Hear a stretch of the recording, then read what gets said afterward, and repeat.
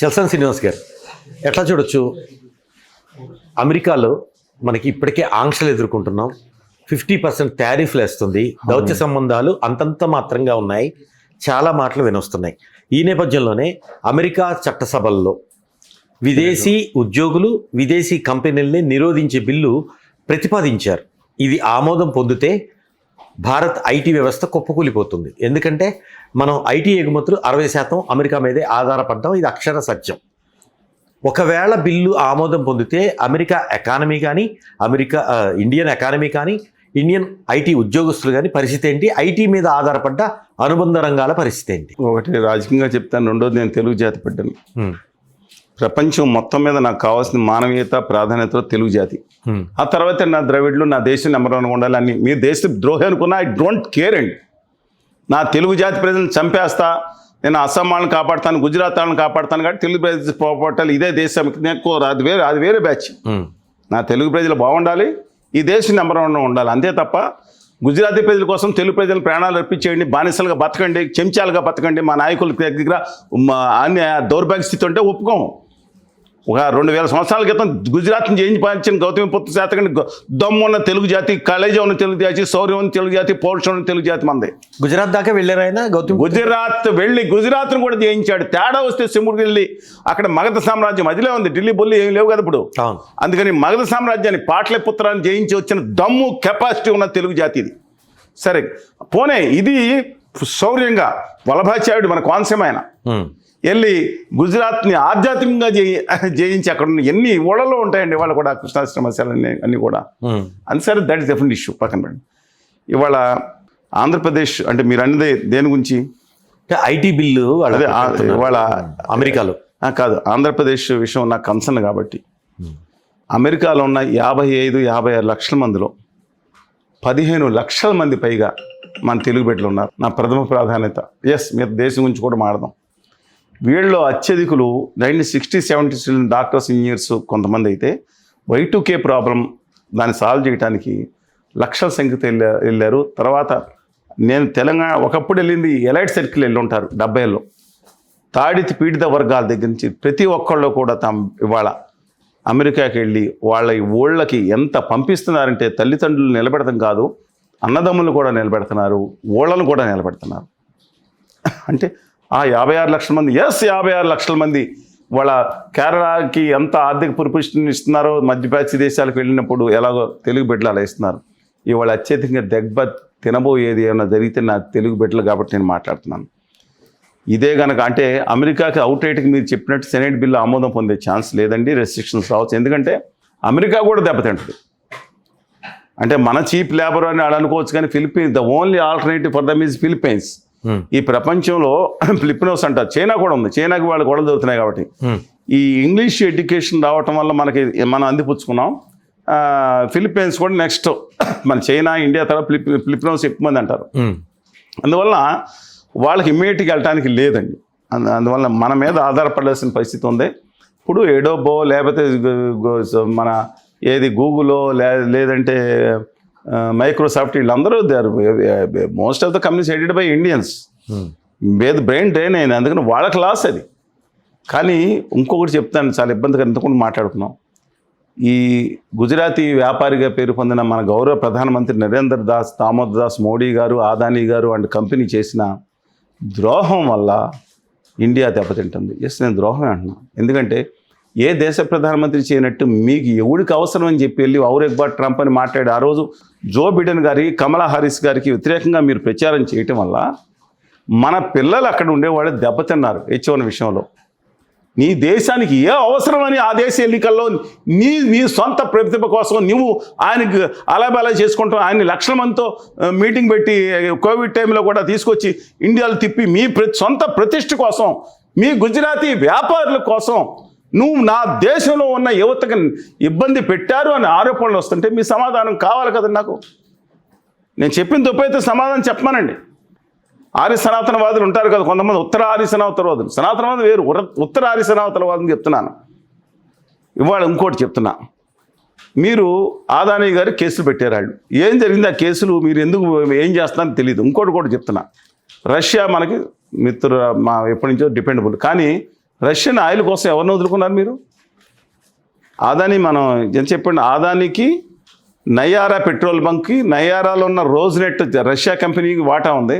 తెలియని వాటా అజ్ఞాత వ్యక్తులకి లక్షల కోట్ల రూపాయలు లాభం చేశారు మీరు రష్యాలు తీసుకుని. ఇదిగో మన కెమెరామ్యాన్ ఉన్నారు, లేకపోతే ఇంకొకరు ఉన్నారు, వీళ్ళ పెట్రోల్ కొట్టుకునే దగ్గర ఏమైనా తగ్గించాడా?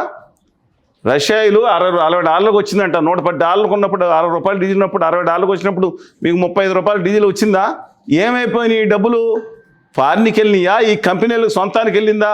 నా దేశ ప్రజలైన సామాన్యులు ఉపయోగపడిందా? లేకపోతే ఇక్కడ రిఫైనరీస్ కడతానికి మన ప్రభుత్వ రంగ సంస్థలు భారత పెట్రోలియం 95% ఉపయోగపడిందా? లేదా 5% ఎంగిలి మెతుకులేశారు వాళ్ళకి? అంటే నీ సంపద నీ యొక్క ఆశ్రిత పక్షపాతం కోసం ఇవాళ కొంత ప్రభుత్వానికి ఉండొచ్చు కోసం మా యువతని, మా భవిష్యత్తుని పణంగా పెట్టిన మాట వాస్తవం కాదా? సెకండ్ పాయింట్ మీరు వచ్చేది వస్తున్నాయి. ఇవాళ ఆంధ్రప్రదేశ్ ఎందుకు ఈ ఎక్స్పోర్ట్స్లో నిలబడిందంటే దేనికండి? ఇవాళ మళ్ళీ చెప్తున్నాను, with due respects to you, Andhra Pradesh software ఎక్స్పోర్ట్స్లో 2023 నాటికి కేవలం ఎక్స్పోర్ట్స్ ఓవరింగ్ అరౌండ్ 2000 crores. ఒరిస్సాలో దానికి డబల్ పైన ఉన్నాయి. తెలంగాణలో ఈ సంవత్సరం ఆఖరికి 3 లక్షల కోట్ల రూపాయలకి సాఫ్ట్వేర్ ఎక్స్పోర్ట్ చేరుతున్నాయి. తమిళనాడులో 3.5 లక్షల కోట్లు, బెంగళూరు కర్ణాటకలకి 5 లక్షల కోట్ల రూపాయలు. నేను చెప్పింది ఎక్స్పోర్ట్స్ ఉండేవి.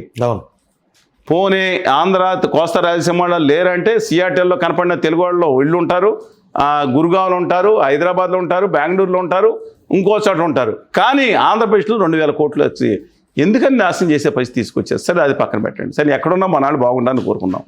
ఇవాళ ఇంకోటి చెప్తున్నాను, దయచేసి గుర్తుంచుకోండి.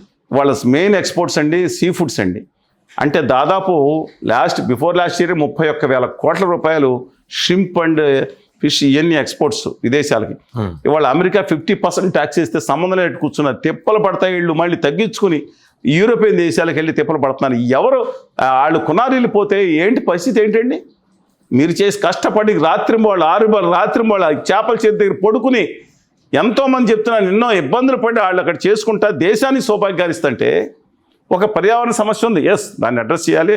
నేను డెఫినెట్గా వాళ్ళతో పాటు ఆ విషయం మినహాయించి చెప్తున్నాను. ఇవాళ చేసుకుంటే ఏళ్ళని రిస్క్లో పెడతానికి మీకు ఎవరు అధికారం ఇచ్చారు? మీ అంబానీ కోసం, మీ ఆదాని కోసం, రోజ్నెట్ కోసం, వీళ్ళ కోసం మీరు ఎవరు అధికారం ఇచ్చారు? మీకు ఎవరు అధికారం ఇచ్చారు? ఇవాళ మా ప్రజల్ని ప్లస్ మీరు చెప్పిన సాఫ్ట్వేర్ ఎంప్లాయీస్ ఇవాళ వాళ్ళ బిడ్డలకు కూడా రేపు పొద్దున వాళ్ళందరూ బోర్న్ సిటిజన్స్ కూడా ఉంటుందో లేదనే పరిస్థితి ఎవరు తీసుకొచ్చారు? మీ అలాబైరాయ్ మేరా ట్రంప్ ఎవరు ఎక్కువ ట్రంప్ రావాలని మాట్లాడారు కదా. ఇవాళ ట్రంప్ ఫోటో పెట్టి మీ సంతరాల బ్యాచ్ ఉత్తర భారతదేశ ఆది సనాతనవాదులందరూ ట్రంప్ ఫోటో పెట్టి మా దేవుడి ఫోటో పక్కన పెట్టి ట్రంప్ ఫోటో పెట్టి దండం పెట్టి మా మోడీ గారి ఫ్రెండ్ అని చెప్పి పూజలు చేసిన వీడియోలు ఇన్ని కుప్పలు చూపించారు కదా. ఇవాళ ట్రంప్ని కాల్చొద్దని జింగిపింగ్ గారు ఇప్పుడు మా కొత్త దేవుడు జింగిపింగ్ అంట, కొత్త దేవుడు అండి, కొంగొత్త దేవుడు అండి అని బయలుదేరారు కదా. వీళ్ళకి జింగిపింగ్ గారు కొత్త దేవుడు అంట.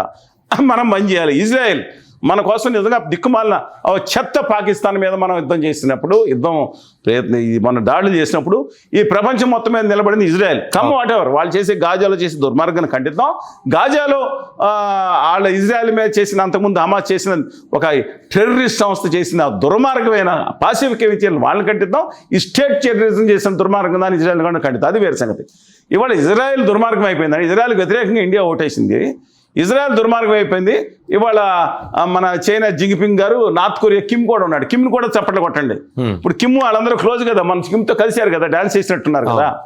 షేక్ హ్యాండ్ ఇవ్వడం పాపం అయిపోయిందండి. ఇదే నేను చెప్పింది నిర్ణయాత్మకంగా కాదు, నేను విధానపరంగా చెప్తున్నాను. రష్యా ఇది ఎంటర్లీ డిఫరెంట్. కానీ రష్యా లాభం ఎవరో పొందుతున్నారు? మీ వ్యాపారులు పొందుతా, మా విద్యార్థులు రేపొద్దున వీళ్ళ భవిష్యత్తు ఏంటి? లక్షలాది మంది నా తెలుగు బిడ్డల భవిష్యత్తు ఏంటి? నా ఇండియన్స్ భవిష్యత్తు ఏంటి? సాఫ్ట్వేర్ ఎక్స్పోర్ట్స్ భవిష్యత్తు ఏంటి? మళ్ళీ రిపీట్ చేస్తున్నాను, ఒకసారి గుర్తుంచుకోండి. ఇవాళ నేను చెప్పిన ఫిగర్ అయితే వెరిఫై చేసుకోండి. సబ్జెక్టివ్ కరెక్షన్ 19-20 వరకు ఉంటుంది.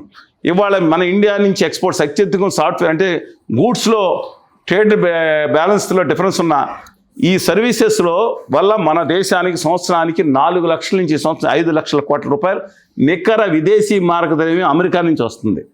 మళ్ళీ రిపీట్ చేస్తాను, విదేశీ నికర నెట్ విదేశీ మార్గద్రవ్యం అమెరికన్ డాలర్స్ మన కాఫర్స్లోకి 4-5 లక్షల కోట్లు వస్తున్నాయి. చైనాకి 8 లక్షల కోట్ల నుంచి 10 లక్షల కోట్లు. మళ్ళీ చెప్తున్నాం, మన నెట్ విదేశీ మార్గదర్శనం చైనాకి తరలి వెళ్ళిపోతుంది. 2014 తర్వాత మోడీ గారు ఉండగా మన 1,00,000, 2 లక్షల కోట్లు, 3 లక్షల కోట్లు ఉందో సబ్జెక్ట్ ఇప్పుడు పెరిగిపోయింది. ఏది ఆత్మనిర్భర్ భారత్తో ఇవన్నీ అన్నా అన్నాను. ఇవాళ చైనా నుంచి ఇంపోర్ట్ చేసుకున్న వాళ్ళు ఎక్కువ మంది గుజరాతీ మారాడి వ్యాపారులు అంట. Please confirm it. I don't know. మీరు ఇవ్వండి, రిజల్ట్స్ ఇవ్వండి మీరు కూడా.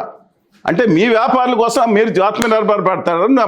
త్యాగం చేయాల్సింది నా దేశంలో రైతులు, నా త్యాగం చేయాల్సింది మా రైతులు. నా ఇది అందరికి చేపల చెరువు వాళ్ళు కూడా పంపించండి ఈ వీడియో. వాళ్ళు కూడా తెలుసుకోవాలి. భజన చేస్తున్నారు, వీరభజన చేస్తున్నారు అందరూ.